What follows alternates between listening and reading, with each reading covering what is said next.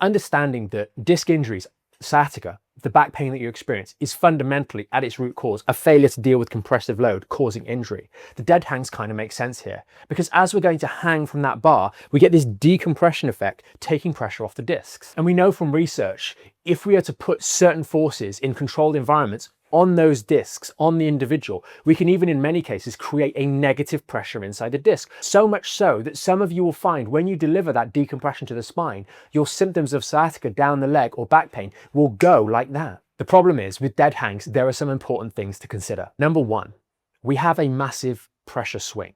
We're going from our whole body weight on that disc to in an instant as we let go, and we can control this a little bit, but in an instant, more or less half of our body weight now pulling on the disc. And then as we let go again, all of that weight comes straight back on, and there's going to be a necessary rebound, a necessary recoil, which happens in a relatively short period of time, going from maybe a negative pressure in the disc to a substantially positive one. And that swing can potentially cause more aggravation, more irritation as the pressure comes back onto that disc, driving the fluid back towards that particular section that's weakened in the outer layers of the disc, even with a neutral spine. Think of this like jumping. That would be the last thing you'd want to do if you had a back injury, but that's essentially the kind of impact. The reason it's bad is because when we're jumping, we're quickly placing a pressure on that disc every time we do it. And that little reintroduction over a short period of time of a relatively large amount of force can create aggravation in those that are quite acute. And the final point, of course, is going to be that grip fatigue. You're not necessarily going to be able to hold yourself up there in that position carefully